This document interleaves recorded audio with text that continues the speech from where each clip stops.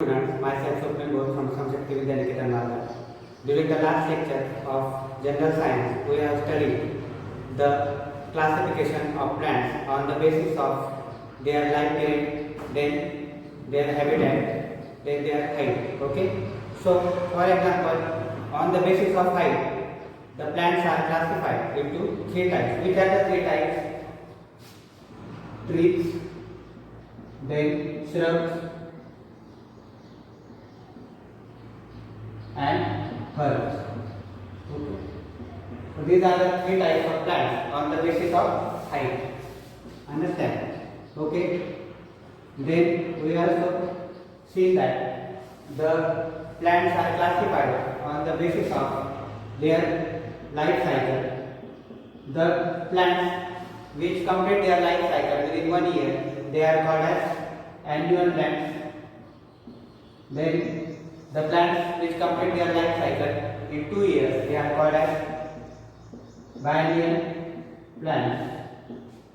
And the plants which complete their life cycle more than 2 years, they are called as perennial plants. Okay.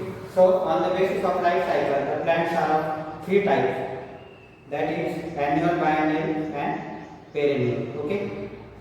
Now we also see that some plants, in some plants there are flowers, in some plants flowers are not present. If the flowers are present in the plant, these plants are called as flowering plants.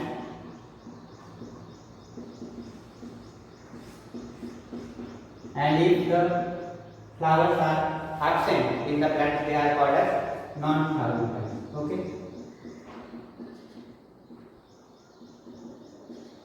So, according to special characteristics in the plants, the plants are classified into different categories like trees, shrubs, and herbs, then annual, biennial, and perennial plants, then flowering plants, non-flowering plants. Okay. Now some questions are given in Can You Name page number 22. The first question is that where does the pomegranate shrub grow? Now you know that where the pomegranate grows, of course on the land. Okay. Then second question, where does the lotus grow? Lotus is grows in the water.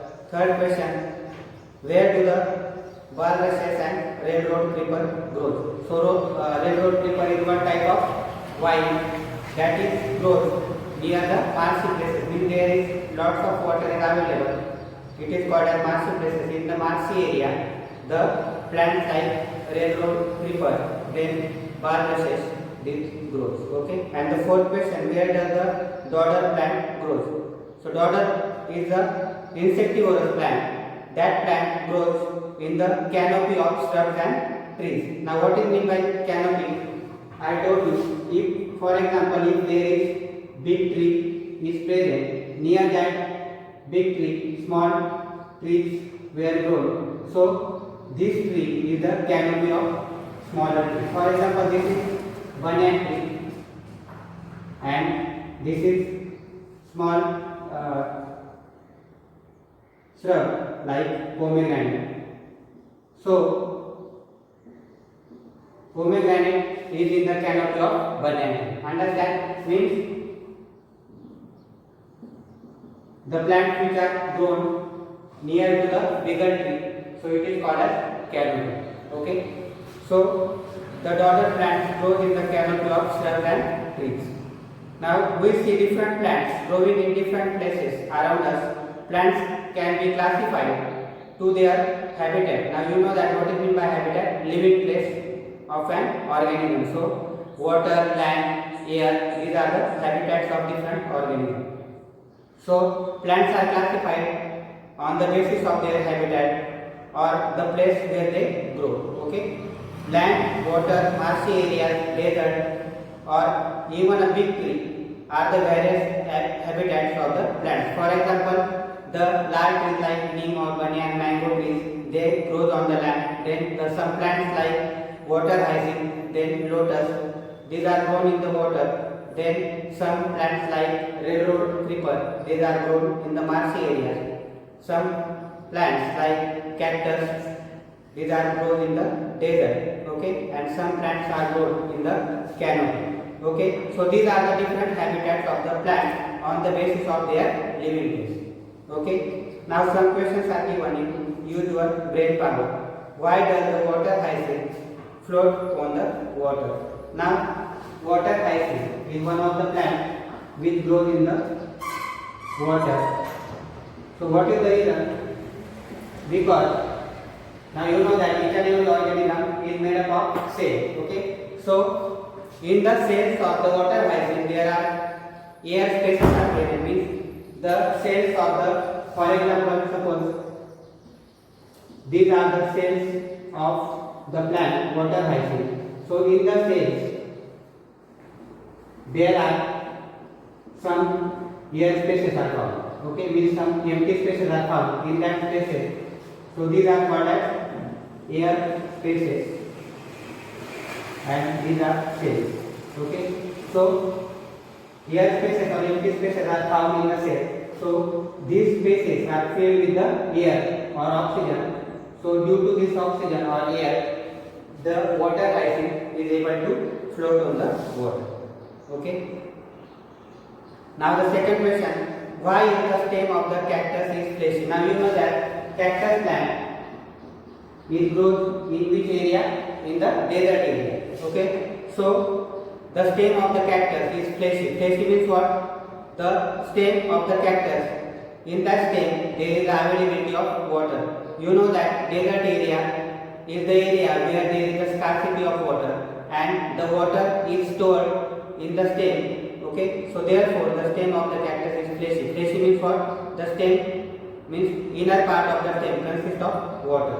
Okay, so therefore the stem of the cactus is fleshy means the cactus stem stores the water. Now the third question: what different criteria are used to classify plants? Now up to this point, you know that we have studied the classification of plants. Which are the different criteria? First one is life cycle. After that, second criteria is habitat. Okay, means living place. Then third criteria, height of the plant. Okay. Then fourth criteria, presence or absence of flower.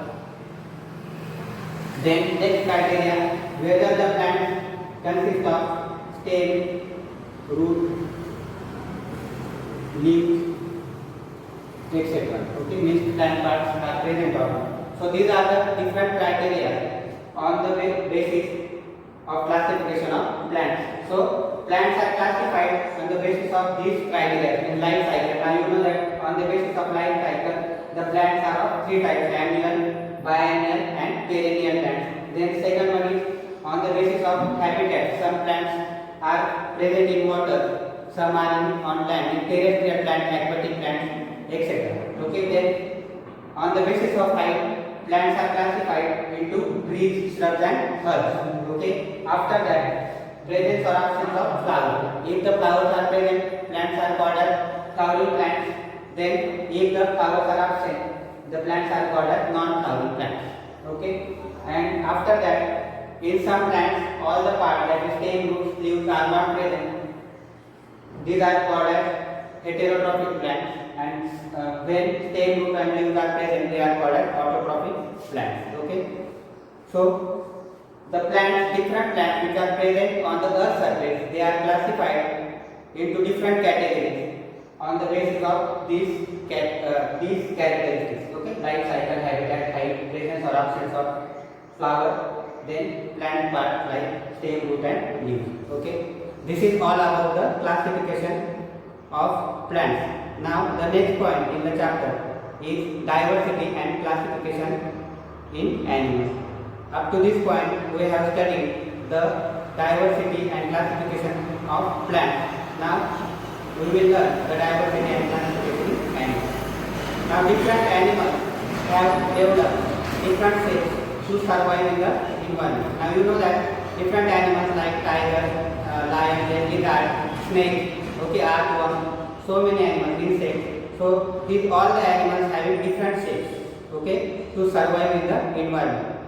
There is a great variety in the body structure of animals too.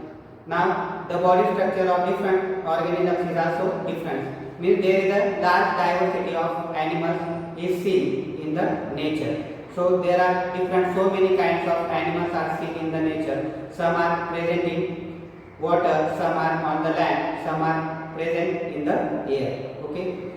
Now, some animals are very small that we are not able to see by our eyes, and some are so huge. For example, amoeba is a small microorganism we are not able to see by our eyes, and the huge animals like elephant, they are also found in the nature. Okay.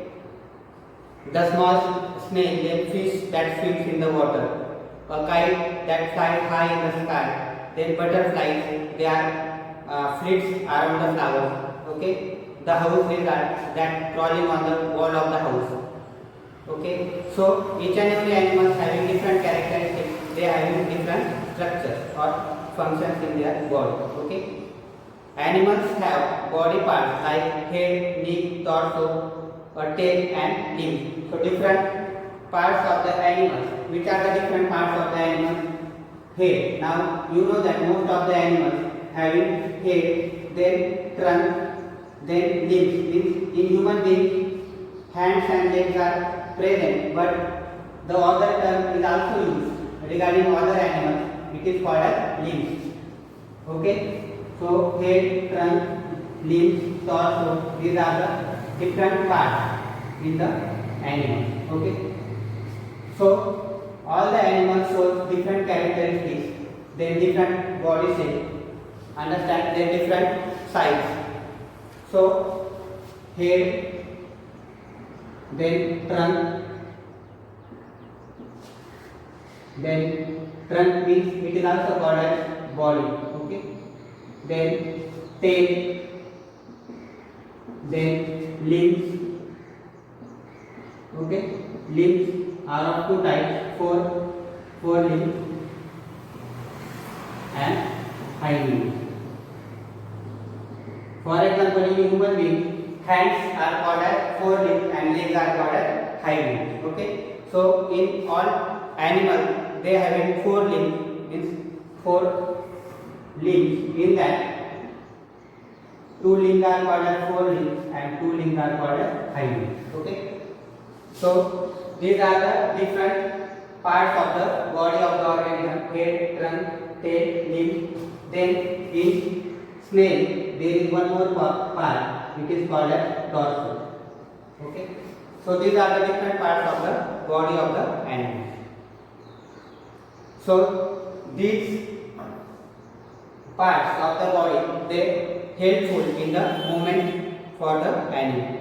Okay, they have various organ system. Now you know that in each and every organism there is organ system. For example, respiratory system, then digestive system, excretory system, reproductive system. These are the different systems which are present in the animals. So all the systems are made up of organs. Okay, for example, digestive system is made up of stomach, intestine, then esophagus, mouth, okay, etc. So each means more than 4 or 5 organs combined to form a system or organ system. So they have various organ systems which carries various functions inside their body. So all the organ systems in the body, they perform different functions. For example, the reproductive system is useful or helpful in the production of new individuals from their parents. Okay. Then digestive system is useful for the digestion of food. Respiratory system is useful in the respiration, means intake of oxygen and exhalation of carbon dioxide. Okay. So each and every system having different functions. In this respect too, there is a lot of diversity in animals. For example, in microorganisms like amoeba, the organ system is not present. These animals are only made up of one cell. They are called as unicellular animals. Therefore, the organ system is not seen in microscopic animals like amoeba.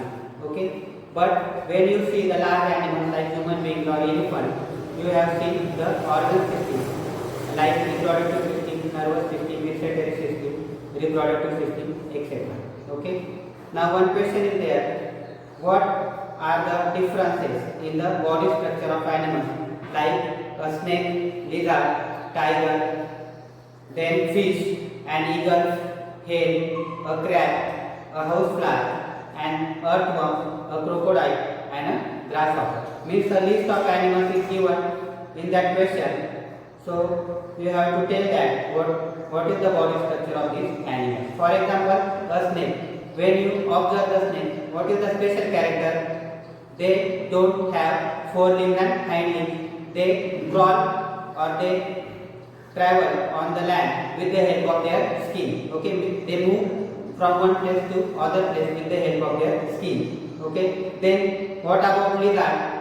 In lizard, there is the ability for change the color according to surrounding. It is called as camouflage. For example, when lizard is crawl or moves on the green plant, it turns its or change its color into green. Okay, they are able to change their body color according to surrounding. It is called as camouflage. Then third one is tiger. Now, what is the special character of tiger? Tiger having two canine teeth. Okay, in upper jaw and two in the lower jaw. Such type of teeth, canine teeth, these are called as. In lower jaw also this type of teeth are seen. Means some teeth are small, but two in the upper jaw and two in the lower jaw. These canine teeth are very pointed. So the use of these teeth to tear the flesh of the animals. Means for example, tiger feeds on deer. So to tear the flesh of the deer, they use this canine teeth. So it is a special character in the tiger. Now, what is the characteristics or special characteristics in fish? Now you know that fish is animal that live in water. So for the respiration, they have special character or special organ. It is called as gills. Okay, so gills are not present in human being or terrestrial animal. So due to gills which are present in fish, they are able to respire in the water. Okay. Then next animal, eagle. Eagle have powerful wings to fly high in the sky. Okay. Then next one is hen. Now you know that hen lay eggs. Okay. Then crab. Crab is the aquatic animal. It having certain characteristics which are useful to leave the crab in the water. Okay. Then housefly. What about housefly? Housefly having cyconic type of mouth parts, due to which they convert the food material into liquid state first, and after that they digest that food material. Okay. Then earthworm. Earthworm is called as a friend of a farmer because they are useful in the fertility or increase the fertility of soil. They are present inside the soil. Okay. Then crocodile. Crocodile is also present in the water. Okay. They having the body structure which is helpful to swim them into the water. And lastly, the grasshopper. Now you know that the color of the grasshopper looks like a grass. Therefore, their predator not able to identify them on the tree. Okay. So grasshopper are able to survive due to their appearance looks like the grass. Okay. So there are different types of animals are present on the land as well as in water or in air. They have specific characteristics to survive in the nature, as well as they have special characteristics to we know that there are different characteristics in all the living organisms. These characteristics are helpful to survive in the nature. Okay. So the remaining part regarding this topic, that is diversity and classification animals, we will learn in the next lecture. Okay. Thank you friends.